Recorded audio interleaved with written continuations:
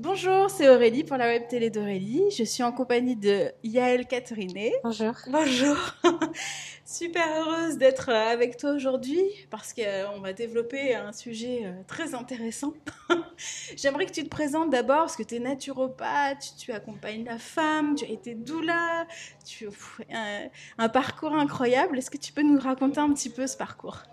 Hum, Tout ce que je fais, en fait, c'est un peu mon parcours, c'est l'expérience de ma vie. Donc, je suis sortie très tôt de l'école, à 16-17 ans. Voilà, je rentrais pas dans le schéma classique. Et puis, il a fallu que je travaille. Et donc, je suis partie dans le milieu, tout ce qui est animation, éducation. Et puis, j'ai eu la chance de faire un premier petit métier, en fait, dans une école qui était freinée, bilingue américaine. Et ça m'a sensibilisée voilà, au domaine éducatif. Et puis j'ai eu la chance aussi de rencontrer tous les pionniers des crèches parentales, en fait la CEP.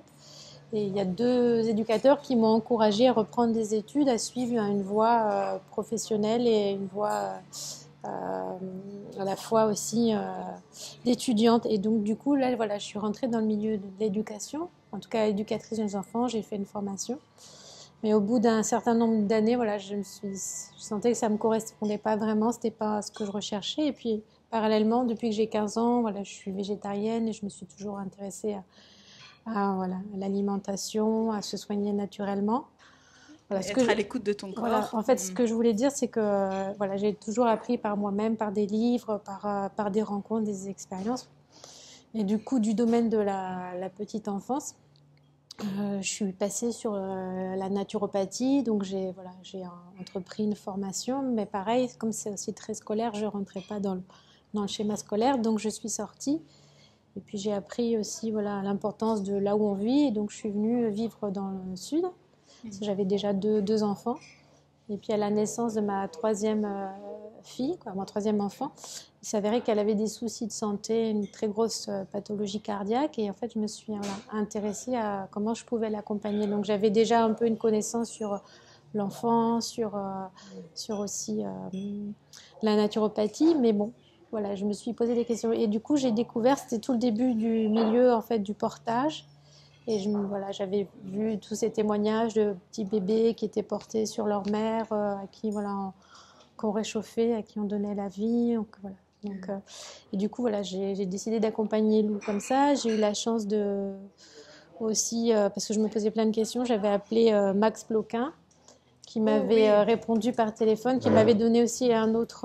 Max Ploquin qui est gynécologue Oui, et qui travaillait dans oui, une clinique dans le oui. sud de Parce Paris, que à quand j'étais Châteauroux. enceinte de Lou, en fait, je faisais du diabète gestationnel et j'avais une réponse médicale et ça me suffisait pas et je le connaissais pas plus, mais je sais pas si je l'ai appelé ou j'ai écrit. Bon, comme il faisait aussi des interventions dans les écoles naturopathie, et il m'a donné un éclairage autre.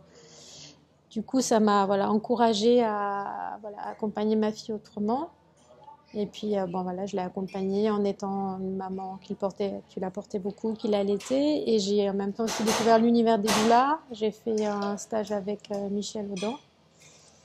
Et en fait, ça a ouvert toute une voie qui fait qu'aujourd'hui, voilà, je fais ce que je fais aujourd'hui, d'être transmettre auprès des femmes. Voilà. Envie de transmettre aussi tout ce que tu as découvert par Oui, rapport à oui, cet événement oui, et oui. par rapport au fait que Mais en ta fait, fille a eu besoin d'un accompagnement. Ouais. mon souhait, il est dans la transmission, il est aussi comment dire, inviter les gens à être dans l'écoute de soi.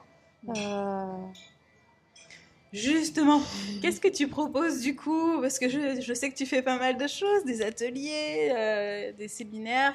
Est-ce que tu peux nous en dire un petit peu plus là-dessus? hum,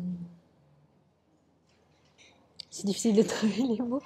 Euh, Parce que tu es axé beaucoup sur justement sur le potentiel intérieur au final, sur tout ce En qui fait, est voilà, dans mes lectures et dans mes rencontres, ça m'a invité à me poser des questions sur moi-même, sur voilà, le fait d'être une femme, d'être une maman, comment fonctionne mon corps. Donc, il y avait la dimension naturopathique. Après, il y avait la dimension aussi éducateur de jeunes enfants, voilà, les interactions avec les enfants. Et après, mes lectures m'ont amené à m'intéresser aussi voilà, à la femme. Qu'est-ce que c'est que la femme? Et j'ai découvert la contraception naturelle, la méthode symptothermique. Donc ça m'a invité aussi à aller à l'intérieur À te de soi, découvrir. à me découvrir, à me poser des questions. Et c'est là que j'ai voulu partager avec d'autres femmes. Et comme j'avais aussi suivi cette formation de doula, qui est beaucoup de groupes de femmes où on partage dans la communication, j'ai lancé ces réunions, des cercles, des séminaires, des stages, en fait, où voilà, j'invite les femmes à échanger. Donc après, il y a différents supports et différentes thématiques. Est-ce que tu peux juste préciser ce que c'est qu'une doula? Parce que peut-être que tout le monde n'a pas notion Ce sont des de... accompagnantes à la naissance non médicalisées, donc elles ne sont ni thérapeutes ni médecins. C'est vraiment une relation de femme à femme, de mère à mère, c'est un soutien émotionnel. D'accord. Voilà. Donc ça a été vraiment une grande période de ma vie qui m'a amenée à être ce que je suis aujourd'hui, mais aujourd'hui à développer plus pour les femmes en fait. D'accord. Tout le féminin. Et puis après aussi mes enfants grandissent. Donc voilà, je suis, au début j'étais avec les jeunes mamans et maintenant voilà, c'est vraiment toutes les femmes. La féminité aussi dans sa globalité à tous les âges de la vie, au Oui, final. oui. Tu reçois, donc tu fais des ateliers où tu reçois des femmes de tout âge. Il y a autant une jeune femme qui peut avoir, même il y a des mères qui viennent avec leur adolescente, comme il peut y avoir voilà, une femme de 20 ans, de 40 ans, de 70 ans, tous les âges. C'est le fait de se retrouver entre femmes, du coup, qui t'intéresse ou qu'est-ce qui se passe exactement dans ces ateliers? En fait, ce qui m'intéresse, c'est un mot qu'on emploie ou on entend beaucoup, c'est la sororité. C'est vraiment le fait d'être entre femmes, de prendre soin les unes des autres, de se transmettre des partages sur la vie intime ou des partages sur des savoirs ou de se toucher, de rentrer en relation les unes avec les autres. Parce que pour moi, Par le biais de massage, tu veux dire non, mais c'est juste à un moment donné de donner sa main à quelqu'un ou de tendre un mouchoir ou d'avoir un regard. De réapprendre à se contacter physiquement. En fait, je pense qu'aujourd'hui, on a, ce que je te disais tout à l'heure, je pense qu'aujourd'hui, on a beaucoup d'informations, on a beaucoup de livres, et en même temps, on est perdu. Parce qu'on manque de réseau, on manque de liens, on manque de transmission. C'est-à-dire que, par exemple, tu es jeune maman, ben, tu es accompagnée dans une maternité classique, tu rentres chez toi et en fait, tu sais pas. Tu es quand même seule. Tu es quand même seule face à ton bébé. Des fois, il se peut aussi que ta propre mère, elle est pas forcément disponible. Ou pas forcément de bons conseils, des voilà, fois de aussi. bons conseils. Et donc, tu te retrouves quand même isolée. Après, sans être maman, voilà, es une femme ou une jeune femme, il y a plein de choses où tu te poses des questions et tu te retrouves isolée. Et le fait d'entendre une autre femme qui va témoigner de ses difficultés dans son couple ou parler de ses menstruations ou parler du fait d'être maman ou de sa relation au travail, le fait d'entendre quelqu'un, déjà on se sent moins seul parce qu'on se dit tiens, elle aussi elle le vit, voilà. Et en fait on se rend compte qu'on vit tous la même chose à des degrés différents. En fait on a perdu le lien de la communauté, le fait d'être ensemble. Avant on vivait quand même, il y a encore des ethnies ou des pays où les gens ils vivent les uns avec les autres, mais on vit plus les uns avec les autres. Oui. Donc on est souvent isolé, seul, même si on a accès à Internet, même si on a un médecin ou des amis ou des choses comme ça, mais on est souvent seul à se poser des questions.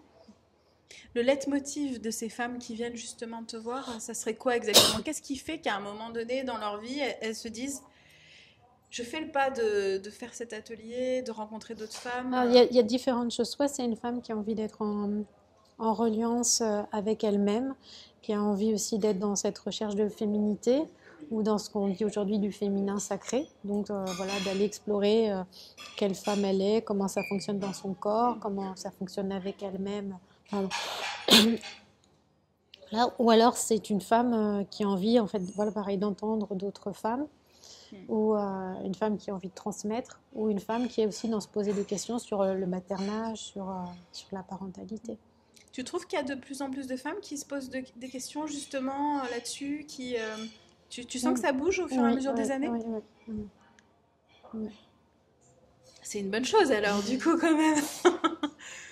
C'est une bonne chose parce que apprendre à se connaître, à se reconnecter avec son corps, ça veut dire aussi s'offrir la possibilité de vivre différemment totalement les choses, comme la grossesse ou l'accouchement, ou même effectivement, comme tu dis, c'est son cycle féminin, sa puissance de femme. Est-ce que je peux oser dire ça? Oui, c'est ça, c'est la puissance de femme. En fait, j'avais lu un très beau livre qui s'appelle Femme Shakti, le nouveau chamanisme féminin. Bon, le titre peut faire un peu peur, mais ce que j'ai trouvé intéressant dans ce livre, c'est qu'elle parle du pouvoir des femmes et que les femmes, ancestralement, comme dans un livre, pardon, qui s'appelle La Tente Rouge, où les femmes, elles se retrouvaient pour partager au niveau de la grossesse, au niveau des menstruations, au niveau aussi de la ménopause. Et dans Femme Shakti, ce qui m'a touchée dans ce livre, c'est qu'elle parle du pouvoir des femmes. Et dans le livre, en plus, je ne sais pas si elle est historienne, mais elle s'intéresse en tout cas à l'histoire des femmes. Et elle raconte que les femmes, avant, se réunissaient et que la société, le monde était basé sur le cycle de la femme et que les femmes vivaient ensemble et que voilà, on était en fait tourné sur une énergie en fait du féminin. Et voilà, donc elle invite les femmes dans son livre à se connecter donc à leurs règles, mais aussi à tout ce qui est la naissance. Et du coup, ça m'a amené en fait à toute cette réflexion sur nos passages et sur le pouvoir du féminin. Et dans ce que je disais dans la transmission, c'est aussi pour moi ce qui est important, c'est que les femmes, elles remettent du sacré, et qu'elles remettent de la reliance et du sens à tous ces passages. Le fait de devenir jeune fille, de devenir, de découvrir la sexualité, de devenir mère, de devenir femme vieillissante. Aujourd'hui, on passe ça comme... voilà. Oui, oui. Ouais. Alors que c'est des transitions, c'est des passages. Et la dimension du cercle, parce que je parlais du cercle, c'est aussi se retrouver, échanger, mais c'est aussi, en fait, c'est aussi célébrer, c'est aussi s'accueillir dans des passages de notre vie. Qu'on soit maman, qu'on soit femme qui est ménopausée, qu'on soit dans une période de divorce, dans une période... Et dans ce livre, il y a vraiment voilà, toute une dimension sur l'importance du cycle lunaire, sur la naissance et puis sur tous ces passages. Et en lisant ce livre, voilà, ça t'a éveillé à quelque chose. Ça m'a éveillée et du Mm. coup, moi qui étais dans cette recherche, et ben après j'ai commencé aussi à créer voilà, des stages que j'ai appelés la médecine des femmes ou le féminin guérisseur pour inviter les femmes voilà, à se relier les unes aux autres, à retrouver ces énergies. T'es un peu une pionnière là en France, hein, parce que ça se fait certainement dans beaucoup de Je ne sais pas si je pays. suis une pionnière parce que je pense qu'il y a un grand éveil du féminin. Il y a de plus en plus partout des femmes qui se réunissent, soit des cercles, des tentes rouges, des festivals, des salons.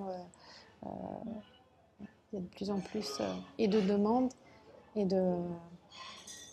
d'éveil. Oui, ça émerge du coup. Ça émerge. Voilà. D'accord. Donc je sais que t'en fais dans pas très longtemps là d'ailleurs des ateliers. Alors là, je vais d'abord partir au Canada parce qu'il y a un festival pour les femmes. Après, je reviens, c'est moi qui suis organisatrice, donc je prépare un week-end que j'ai appelé le féminin en liberté, où là, il y a plein d'ateliers dans un gîte. Et puis, je fais une soirée où je fais un cercle de femmes chez moi. Voilà. D'accord, un beau programme. Au Canada, tu vas faire quoi exactement? Je vais animer un atelier, je vais présenter le livre, en fait. J'avais proposé à des femmes de se réunir pour écrire un livre. Et puis, si j'ai la maquette, je vais présenter un jeu. J'ai écrit un tarot et puis une femme illustratrice l'a illustré. Donc, si j'ai en tout cas, parce que je ne l'ai pas encore dans les mains là, si j'ai le prototype, voilà, je le montrerai. Pour le présenter. Voilà. Alors voici le livre d'ailleurs, Terre de femmes à la découverte du féminin. Voilà, qui est paru chez un petit éditeur pour le moment. C'est Regard et Voir. D'accord. Donc, c'est une trentaine de femmes qui ont écrit des textes aussi bien sur la relation à l'homme, sur les cercles de femmes, sur la maternité, la sexualité. On parle de la vie de la femme, là, voilà. vraiment, du début Alors, à la fin. c'est aussi bien écrit de manière poétique qu'un témoignage, il y a aussi sur les huiles essentielles, que des conseils. Voilà. Il y a différentes femmes avec différentes écritures, ce qu'elles avaient envie de transmettre. Et de différentes cultures aussi, c'est ce que tu disais, elles viennent un peu de plein Il y a une femme qui habite en Argentine, une autre qui est au Mexique, après il y a d'autres femmes de différents endroits de la France. Voilà. En tout cas, elles ont toutes répondu à mon appel d'écrire pour transmettre, et la dimension écrit par les femmes, pour les femmes, par les femmes. D'accord, super. Je crois beaucoup au collectif, en fait. Comme tout à l'heure, je parlais de sororité. C'est vraiment, pour moi, les changements, il viendra de manière collective et pas individuelle. Voilà. D'accord. Bah, super. Donc un bouquin qu'on peut trouver, je l'ai vu sur la Fnac, sur Amazon. Ou chez l'éditeur, sur le Chez- site, regarde et D'accord. voir. D'accord. Super.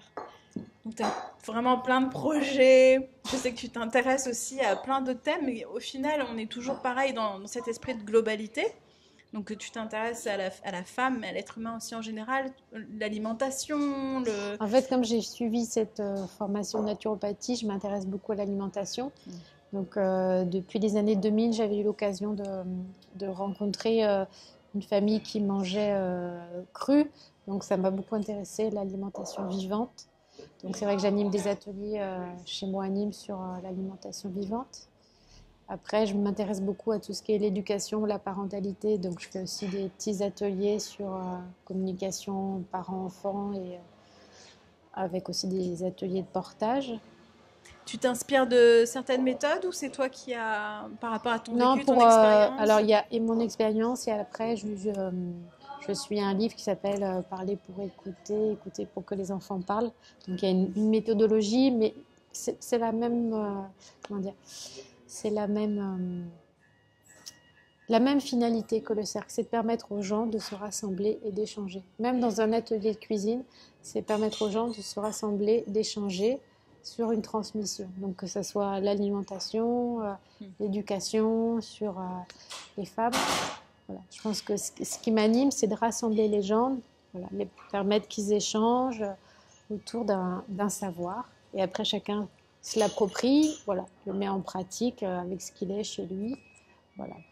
Et puis il y a une dimension de création, créative, voilà, qui me tient à Oui, cœur. parce que c'est inspirant aussi d'être avec, c'est stimulant d'être Oui, entre femmes, il y a quelque chose qui émerge oui. aussi.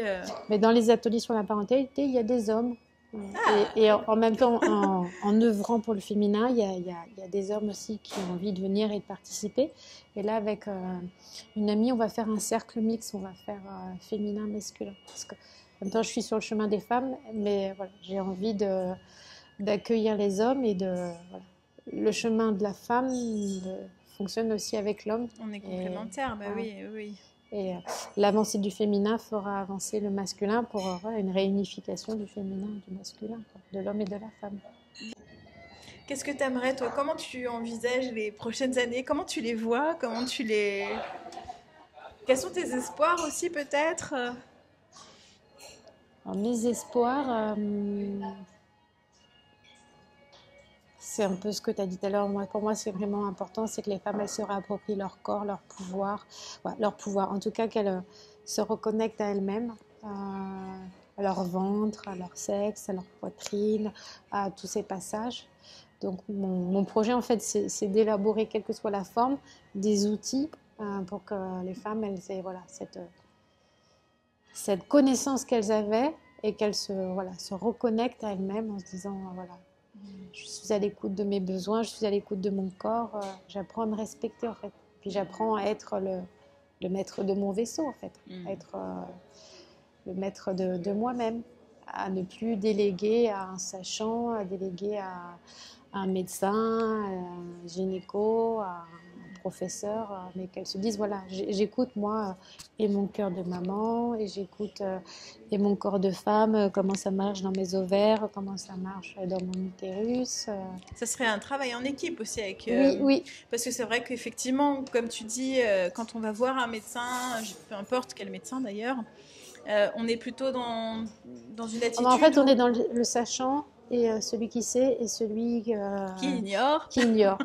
Après, je pense aussi l'évolution, ça serait aussi qu'il y ait une rencontre avec les médecines classiques et les médecines douces, et après les pédagogies alternatives et les pédagogies, voilà. En fait, tout ce qui est classique alternatif, je pense que c'est comme le féminin et le masculin, il faut que ça se rencontre. Oui. Parce que si on veut que le monde y change, quel que soit le domaine, il faut qu'il y ait une rencontre. Oui, et puis la rencontre aussi entre les connaissances Oui. scientifiques du médecin et effectivement, comme tu dis, Les connaissances ancestrales, en fait. et puis son Oui. propre ressenti, savoir se faire confiance dans son ressenti, quoi. Ça, c'est vraiment important. C'est vraiment important. Pour tout ce qui touche d'ailleurs la grossesse, l'accouchement, On imagine bien qu'une femme, si elle a conscience de son corps, de ses capacités, comme de ses limites d'ailleurs, elle va certainement vivre très différemment la grossesse et l'accouchement que d'être dans la peur Oui. ou dans d'être un peu assujettie justement à un avis extérieur. Bah, je- ce que j'étais en train de me dire, c'est que ce qui est important, c'est que les femmes, elles retrouvent leur confiance. Il y a la connaissance, mais il y a la confiance. La confiance dans qu'est-ce que je pense, qu'est-ce que je ressens, et que c'est légitime de penser ça ou de ressentir ça, et que c'est pas inférieur à quelqu'un qui a un savoir théorique, scientifique. Et qu'après, voilà, il y a le fait aussi d'oser, en fait. Oui. La difficulté souvent pour des femmes, c'est de oser. Et à un moment donné où on ose, voilà, on saute à l'élastique, voilà, on se dit mais oui, je le sais, je peux. Voilà. Et puis si je me trompe, c'est pas plus grave que ça. Mais Oui, parce que tout le monde peut se tromper des deux côtés, oui, autant le médecin que la personne qui a besoin d'aide. Je pense que chez la femme, il y a ce côté intuitif des choses qu'on sent.